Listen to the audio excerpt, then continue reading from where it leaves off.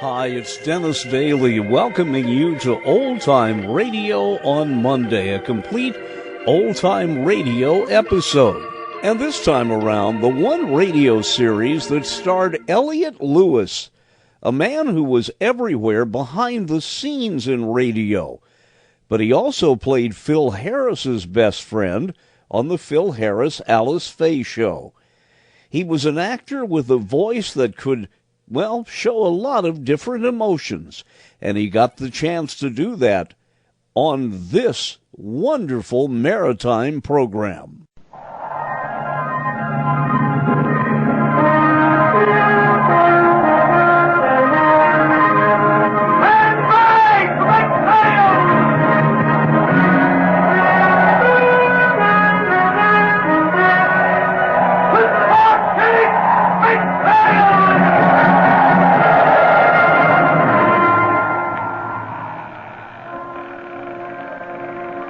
Log entry, the ketch Scarlet Queen, Philip Carney, master. Position, 4 degrees 5 minutes south, 150 degrees 26 minutes east. Wind fresh, sky fair. Remarks, departed Rabaul, New Britain Island at dawn with one crewman in sickbay due to trouble on ship. Reason for trouble, the wandering master and the warlord at rest.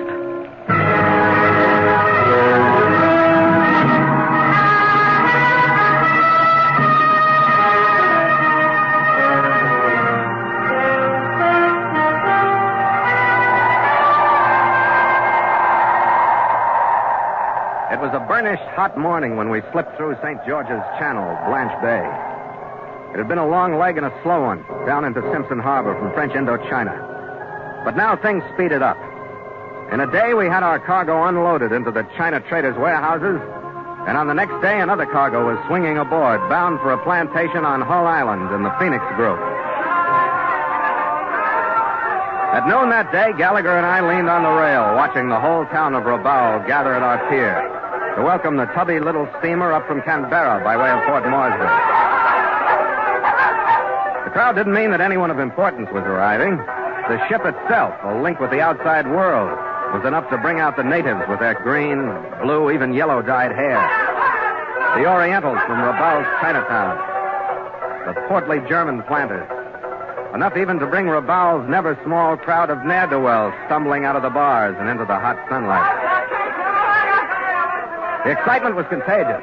Red and I moved forward to watch the steamer warp her rusty stern into the dock, squeezing in just off our bowsprit, shaking the Queen in her backwash, drawing the crowd to a point as her gangway went out and her passengers started to disembark. That old hunk of barnacle and rust really brings out the town, don't it, Skipper? We didn't get a show like that. Yeah, but neither does the Lurleen in San Francisco. Yeah, that's right. But don't worry, Red, the Queen's prettier. Anybody can see that. Probably leave that beat-up tub in our wake, too, with it.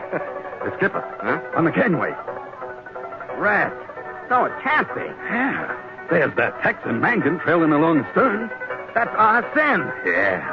All the way to Rabaul to cross courses with our sin. He turned his be-robed, jasmine-scented bulk toward us, and we got a better look at that 300-pound profile. Our sin had meant trouble in Tien Sin, trouble in Bali. I hoped he wouldn't mean trouble here. His mincing steps brought him closer. He flirted his handkerchief at us. Ahoy! The Scarlet Queen? Ahoy! Most pleasant coincidence, sir. Most pleasant indeed. I would appreciate 2 of your crewmen to help me aboard.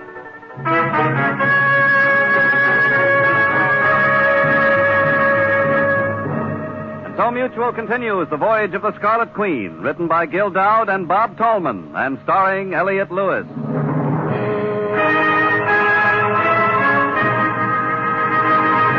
The Scarlet Queen, proudest ship to plow the seas, bound for uncharted adventure. Every week a complete entry in the log, and every week a league further in the Voyage of the Scarlet Queen.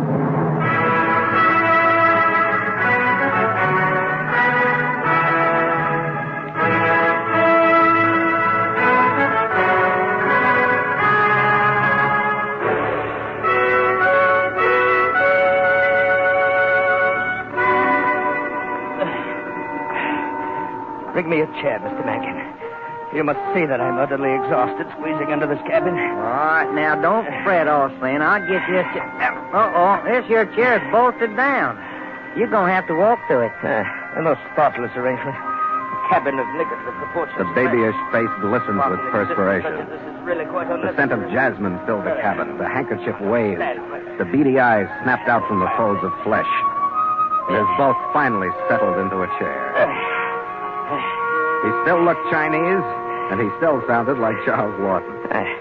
Now, gentlemen, I must say I am greatly pleased at the twist of fate that has once more brought us together. Yeah, I said it. I said, in fact, to Mr. Mankin as we rounded Vulcan Island, there is a familiar craft. Did I not, Mr. Mankin? Oh, you sure did. He spotted you right now. I'll say, Carney. You ain't got a little old jug hid away somewhere, have you? My throat is drier than trail dust. Yeah, sure, man. Red, you want to break out a bottle? We'll have a round or two. Yeah, I could use one myself. Well, now, Captain Carney, if I might inquire, what brought you to Raval? Oh, we're carrying cargo now for the China traders. Yeah? Taking one out of here, bound for the Phoenix Group. How about you? You have interest here? My dear boy, I have interest everywhere, but not at this particular moment. We are here for a rest, are we not, Mr. Mangan? Oh, you bet you. Like we say down in Texas, we're money rich and liquor poor and loaded for bear. Picturesquely put, Mr. Mangan. As a matter of fact, sir, Mr. Mangan and I were seated in Singapore, faced with the tedium of here transaction, there transaction, everywhere transaction. We decided to get away from it all, and I remembered I had a small interest in the splendid hotel in Raval. And, dear me, here we are. Are we not, Mr. Mangan? Yeah, just Johnny on the spot. Here's the proof. Thanks, Red. Oh, thank you, Redhead. Well, here, gentlemen, to the fate has seen us to our juxtaposition. Good bottle, Red. Now, I must insist that you join us in an hour at the hotel. It's on Casuarina Avenue, right at the corner of Chinatown. Yeah? You know, the last 2 times we were mixed up with you, Stinky, we had something you wanted. Now, just a minute, Captain. I ain't going to stand here straddle-legged and let you talk that way about all things. Thank you, Mr. Mangan. Captain Carney, I had thought that our association deserved better than this. You will admit that we've always parted friends. Yeah.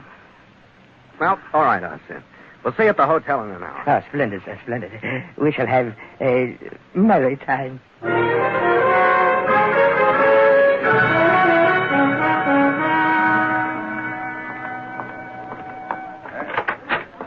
Oh, look at this. Did he say he owned this place? Oh, there he is. Well, howdy, y'all. Oh, Mangan. Austin wants you to come on back here where he's at. Come on, it's on the main floor. Oh, and listen.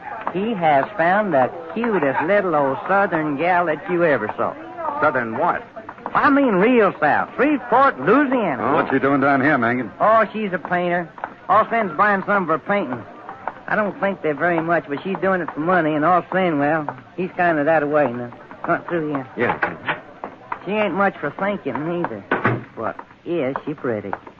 Miriam Lou Parmalee. Oh, don't that put you in mind them Louisiana pines? Not yet. I haven't seen it.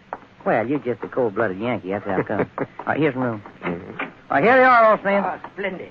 Splendid, splendid. You find me surrounded by pleasant things, gentlemen. So I see. How do you do it, Arsene? Indeed, at times I ask myself. This gentleman is Miss Miriam Lou Parmalee. Oh, how do you do, Miss Hello. How do you do, both of you? Miss Parmalee is an artist of not inconsiderable ability. thanks. See here, Captain, this painting of the natives squatting sullenly in the bush. Is it not a stirring scene, sir? Yeah. That's great. Thank you. She calls it Warlord at Rest. She refused to sell it to me. Land's sake, you know he is just the stubbornest man I ever met. It's sold. I kept telling him that. I can't sell it again. It's already sold. You see, she is determined to resist me. Well, you're facing an honest woman, Arsen. That's your trouble. Yes, the most puzzling attribute. Very well, I will try to satisfy myself with my second and third choices. Well, I'm sure you'll be real happy with him, and thank you ever so much. Oh, yes, of course. The matter is closed. Ah. Now then, I have arranged for a table in the hotel dining room spread for our pleasure with food and drink. I will carry my purchases to my room and join you. Miss Parmalee, I trust that you will accept my meager hospitality. Oh, goodness. I don't know if I ought to with all 4 of you men. I don't know y'all very well, you know. Oh, now, honey, me and you ain't strangers. Shuckins, we from Dixie. Yeah. And I pledge to you, my dear, I shall be your chaperone. Oh, well, all right. Now, go along now, all of you. I will join you presently.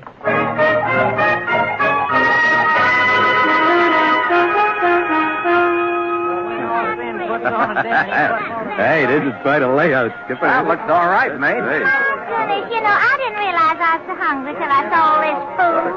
The table in the dining room was set to everyone's taste, loaded with the best the hotel had to offer. Ah Sin joined us in about 20 minutes. Oh, there you are, Mr. Austin. Where you been? Everything is just a tasty. Ladies and gentlemen, in an effort to provide the crowning touch, I personally went to the cellar to obtain this magnum. Magnum? Mum's very old Cordon Rouge. Now, let us all enjoy this festive occasion. Oh, it's bubbly. That makes me dizzy. In spite of the fact that Ah Sin had usually meant trouble, we did have a festive dinner. But after an hour or so, I excused myself. Went to the China trader's office to go over some final details on the cargo. It was another hour before I was finished and headed back to the ship. Night was falling when I got there, so I checked and saw the cargo gear was secured for sea, hatches covered, everything okay. Then I went into my cabin. My gangway watch, Nielsen, was backed up against the forward bulkhead. 2 men had guns trained on him. 2 more put the same drop on me. What the devil is this? Sit down. I can hear you standing up. I said, what is this? It could be harmless if you cooperate. I am Carl von Stoughton. I'm glad to hear it. Now that we've met, take your helpers and get off this ship. Don't pretend ignorance, Captain Carney. Your crewman already told me that the Chinese Austin has been here on this ship. That is enough. I don't know what you're talking about. What is this, Nielsen? They don't know, sir. That fat Chinese came down with a package a little while ago. He said you were taking it for him. I thought it was all right to let him aboard. He'd been here before. Yeah, all right, Nielsen. So now you will stop the show of ignorance, Captain, and tell me where is the picture hidden. I'll make sense, will you? I don't know what you're talking about. I don't know about any picture. I thought you would be reasonable. Martin, put him in that chair. All right, sit down. Come on. All right, lay off, will you? Martin, I'll watch him. You and Emil search the cabin. We'll search it all right. I hope for your sake, my Father Carney, that they come find that painting. I don't care how far you came looking for it. You're talking to the wrong guy. If we got here a day later, you would be gone. Then you would be the right guy. That Austin is a blundering Well, fool. go take it up with him, then. Look here, Herr von Stott. The painting. It was under the mattress on the bunk. Why, that dirty... Good. Let me see. The warlord at rest. It is the one. Good. Now we have met success. Martin, the crewman, so he won't follow. He won't follow. Hey, stay away from that man. Sit down. I'm telling you don't knock my crewman around. Martin! Here! Let him, Emil. I'll put him down.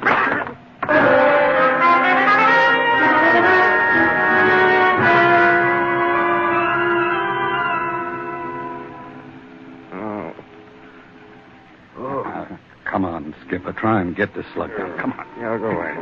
Come on, drink it. You all right, Skipper? Yeah. Where's Nielsen? He's still out, but I'll get to him. Where's that Sin? I don't know. He left the party just a little while before I did. Yeah. Who slugged you? Guy with the name of von Stott. Give me a hand, Red. I want to get up. Yeah. Who's behind it? Sin? I guess so. What did they do with that bulkhead? That crummy warlord painting he was drooling over, he must have swiped it from the dame's room. Then he planted it here in the cabin, and von Stott showed up with 3 gunmen looking for it. What? That stale picture? That mess? What are they, weak in the head? It's not worth $5, much less this, is it? I don't know, but I'm just about ready to go back to that hotel and find out. Which room is Sin's, do you know? Yeah, it's 21, right at the top of the stairs. All right. You stay here, will you, Red? Pull Nielsen out of it and see that he stays in the sack for the rest of the night. Okay. I'm going to see what I can do to pay Stinky for this knot behind my ear.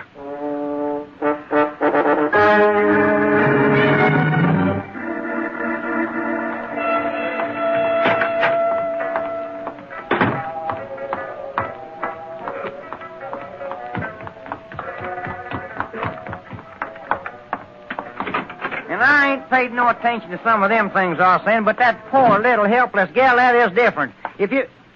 Carney, what in thunder you want? I want to see Fatso. You make a most opportune entrance, sir. You find me in serious circumstance. Well, you can say that again. And once more for me. Captain, I beg of you, prevail upon Mr. Mankin. He is using me badly, sir. I am in dire need of your help. Help? You want help from me? Oh, my dear fellow, is that such a strange request? You darn right it is, Austin. Anybody that puts a poor, helpless little gal on a chopping block like you done, Miriam, don't deserve nothing but a fast kick in a pistol pocket. Oh, dear me, Mr. Mankin. I had never expected threats like that from you. And anybody that makes a pigeon out of a guy after pumping a lot of bilge about sincere friendship rates the same thing. From here to the harbor. Oh, good heavens, sir. Do you mean you've been placed in the position of a pigeon? Yes, exactly. Here, this knot behind my ear. See it? One of my crewmen's got one just like it. We got them from a guy named von Stott, who came down after that painting you planted on my ship. He made off with the warlord address? Yes, he made off with it. And the only reason he didn't get it as a gift was because I didn't know where it was. There, you see, Austin, you stirred up a fine kettle of fish. Yes, I must admit, I seem to have managed things very badly. Well, that is just for sure. Poor little Miriam disappeared. Now the painting's gone. It serves you right for taking it off of her instead of being man enough to get it off that von Stott. Indeed, I have erred most seriously. Gentlemen, we must regroup. Regroup? I'm going to do it someplace where you aren't. Yeah, darn if that don't sound like a good idea. Well, Captain and Mr. Mangan, my dear fellow. What? The situation does not affect the proximity of the painting, nor does it decrease its fabulous value one whit. Fabulous? Why don't we you must stop at once that? forget these slight differences which have risen between us and set out post-haste to gain possession of it. I'm sure you're kidding, but in case you aren't, forget me. Well, perhaps if you understood, sir. Understood what? The canvas is in reality an original painted in 1590 by the fabulous Venetian Giacomo Robusti. So? It was wrested from one of Europe's most famous museums during the last great conflict by the armed forces of our common enemy, sir.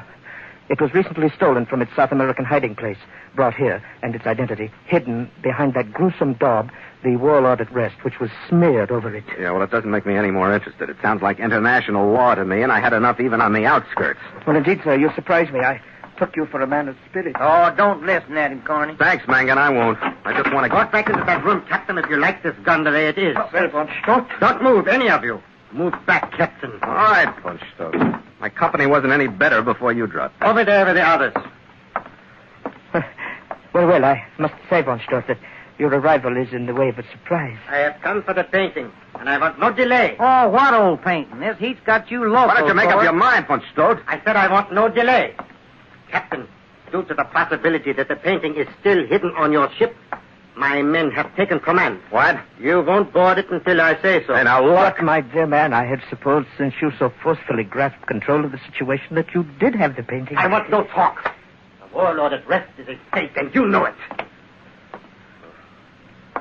I removed some of the paint and found bare canvas beneath. A stunning surprise, sir. Is it possible that the journey for both of us has been a wild goose chase? A most disquieting thought, is it not? It is not my thought. I have you in another one of your clumsy attempts at deception. I have it from the girl herself. You had her painting copied. Then you led me to the ship. You thought I would take the fake and leave the island without examining it. Oh, dear me, what a brilliant plan. But, of course, sir, that was not the case. The girl lies. She would not lie with the methods I used to get the truth from her. Why, Not that the poor methods Take it easy, I Megan. used. Watch me, Corny. We're going to take that polecat. You there. What was that? What did you say? I was just telling my partner. Don't here- move or I shoot. I was just saying what I got a right to say about any yellow hound dog that manhandles a woman. Never mind the talk. My papa would turn over in his grave if he thought any son of his didn't speak his piece there. I thought it was Texas temper and a soft spot in his heart for the Southern Belle. Until he moved in front of me. Then, when von Stott ordered him to a halt, he stepped back toward me until his heels almost touched my toes. He stood with his hands on his hips as he talked. Then I saw why. He inched the back of his coat up with his fingers till I could see the pearl handle of the frontier model coat he wore in his hip pocket. What did you do to that little old I took it gal out. from Louisiana? Slipped it behind me, Well, you just do something to her, you dead. and when Mangan stopped talking, I moved up and started in so he could get the coat out of my hands. It only took a few words. I'm sick enough of this to tell you where that painting is, von Stott. You aren't stupid like the others. But I ain't through yet. Von Stott's right shoulder jerked, then his left. Mangan had put both arms out of operation in the space of time between two heartbeats. Von Stott staggered back, hit the wall, and slid down into a sitting position. Splendid, Mr. Mangan. And you, Captain, a thrilling moment, sir. I'm glad we're entertaining you. Well, don't you go thinking I done this to help you get that blasted painting off then, because I didn't do it for that reason. He's got that poor little gal hid out, and I aim to find her. First, I got to squeeze where she's at out of this polecat before he passes out. All right, there, Monster. All right, there. You coming right on in this other room with me, and you're going to tell me where you got that little gal hid at, and right now. Captain, with the admission that I've been a dismal failure, I ask one more thing. Now what? I beg of you, go with Mr. Mangan. Save him from himself. Realize that suddenly, sir, he has become a blindly infatuated fool. The barbs of Cupid, sir, that treacherous little imp, have bitten deep. You will go, sir. Yeah, I'll go. For one good reason. I'm going to need Mangan to help me clear my ship of von Stote's gunmen. And don't think I'm forgetting that you got me into this. Oh, indeed, I shall not, sir. I fear the painful thought of it will bear me company for the rest of my life. Yeah. Unless you just happen to fall into that painting. Oh, yes. I am quick to admit, as must we all, that final success is a miraculous anesthetic.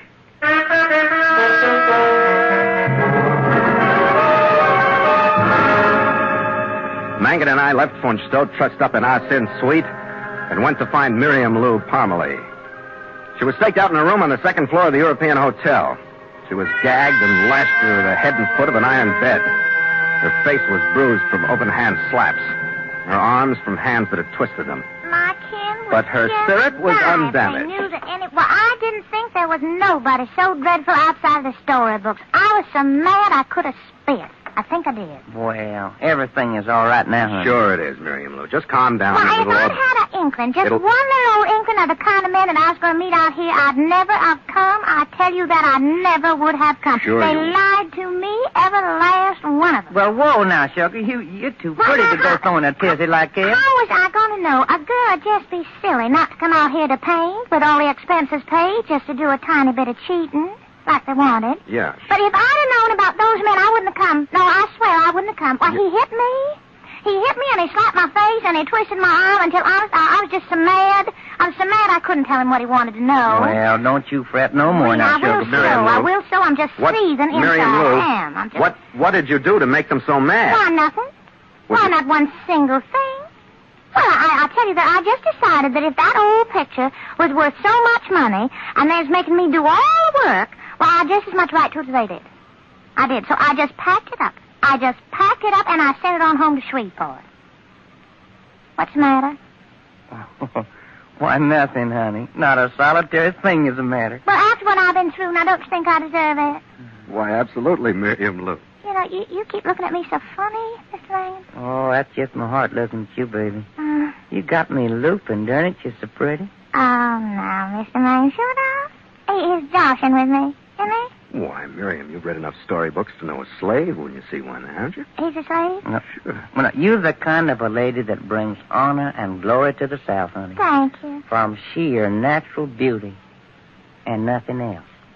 You know, you could just lead me around with those pretty words like that, Mr. Mangan. I just know you could. Well, I'm going to start in right now. Mangan. Oh, yeah. I got a little job to do with the captain first. Yeah, thank you. I'm going to take you to your hotel, and you stay in your room till I come back. And then we're going to talk this thing over. Oh, but I've told you everything honest crossed my heart and set me to spin, and I've told you every little thing. There's nothing more to say. Well, don't you fret none about that. We'll find something, huh? I'm darn sure of that.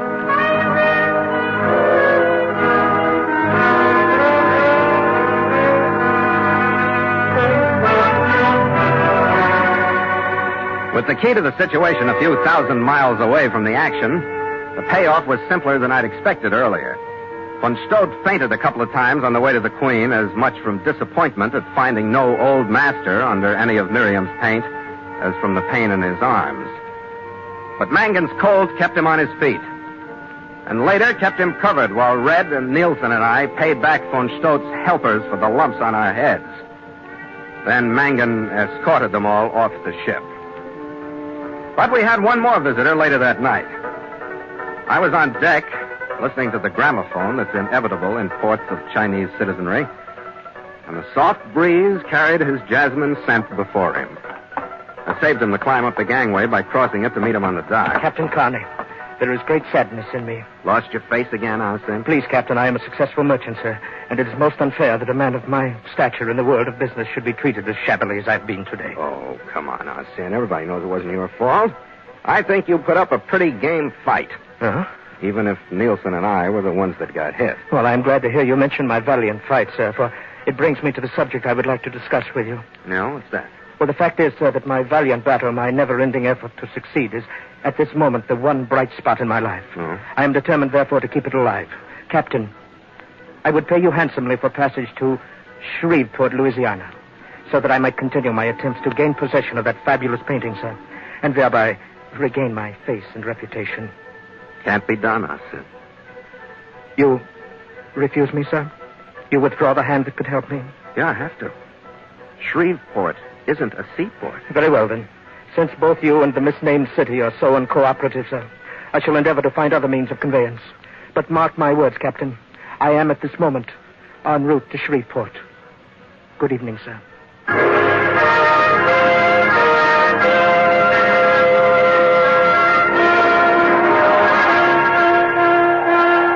By dawn that morning, we were en route to the Phoenix Group, picking our way out through Blanche Bay, past Vulcan Island, and into the wind that swept around New Britain.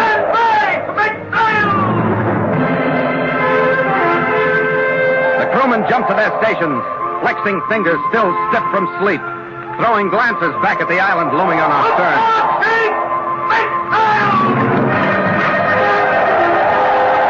Strong bodies leaned on the halyards. The whiteness of the mainsail slid smoothly up into the dawn sky. The jibs rattled up. Then the mizzen swung out, and the Scarlet Queen swung a curved wake as I turned her. And her bowsprit and the figurehead beneath bowed to the crescent of sun that was climbing out of the ocean horizon. It's a great morning. Yeah, I guess we'll keep it, Red. It was a wonderful port. Lots of interesting people. The best the Orient, Texas, and Shreveport have to offer. Wish I could make up my mind whether Miriam was stupid and honest or smart and crooked. Well, she's the only one who made a profit. That sounds smart to me. But the way she made it doesn't. And anybody who'd paint pictures like that warlord at rest. Yeah. What a dame. Yeah, Mangan can have it, huh? I'll settle for ours. I'm kind of stuck on it myself. Here, Skipper. To the Queen. To the Scarlet Queen. After you, mate. After you.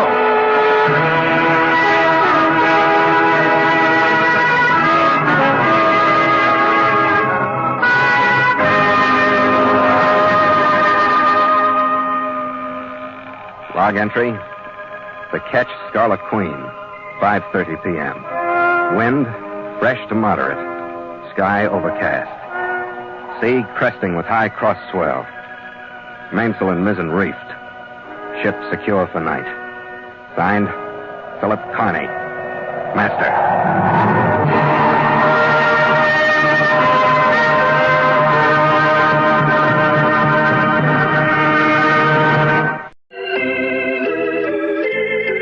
Join me every Monday at this time for a new complete old-time radio episode from the archives of Old Time Radio.